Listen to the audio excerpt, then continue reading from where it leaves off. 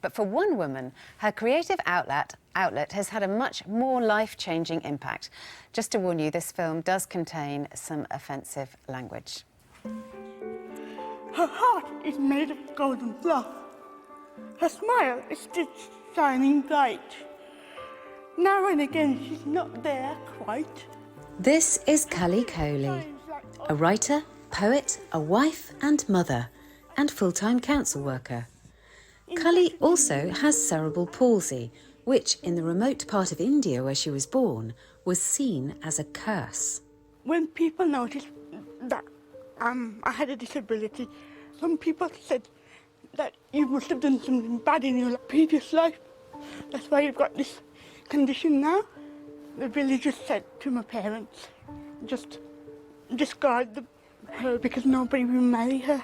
My dad said, no, I'm going to keep her. My dad's literally saved my life.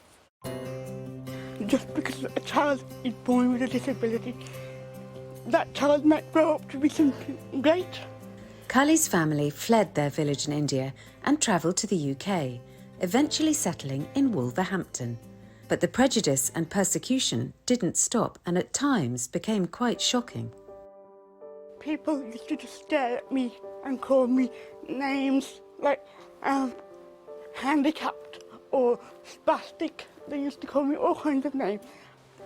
Just because somebody's a bit strange looking, you don't call them things like that. You know, I'm just like you. Kuli says her faith helped her overcome these challenges. I'm proud to be Sikh because in the scriptures it teaches you to be hopeful and spiritual, and I think that's what gives me the strength to carry on. It wasn't until she came here to Penn Hall School, which supports children with special needs, that Kuli's love for words and poetry began. The teacher used to read us poetry. I really liked it because you could remember the words and it stayed with me, those poems. One of those teachers who helped inspire Kuli over 30 years ago is John Smith. Coming to a school like this gave me lots of freedom to do what I wanted and learn about nature, all kinds of stuff. Do you remember we used to have fun days? Yeah. Yeah, we used to have a fun day where we'd have a theme every year and we'd all dress up. Yeah. I've got a picture of you sitting almost in this exact spot when I should imagine you were 12. That's Kuli the mermaid. Wow, that's amazing!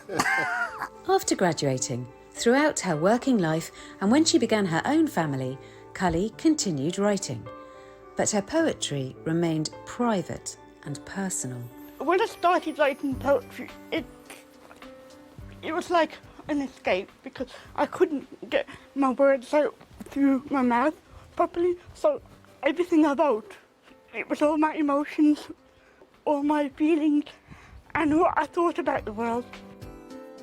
Poetry made me feel like I could do what everybody was doing and made me able-bodied, even in this disabled-bodied.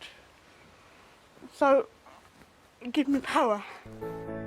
After some persuasion, Kuli shared her works and is now a published poet. This has given her confidence to perform at poetry events all over the world, something that would have been unthinkable to her just a couple of years ago. When somebody said to me, "Can you perform live?"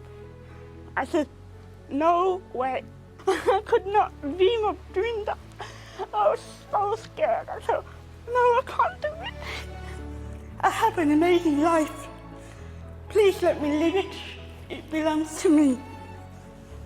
I have a choice. Please don't choose for me. It belongs to me.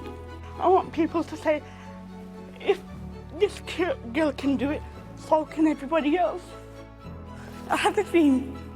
It's my dream to be free.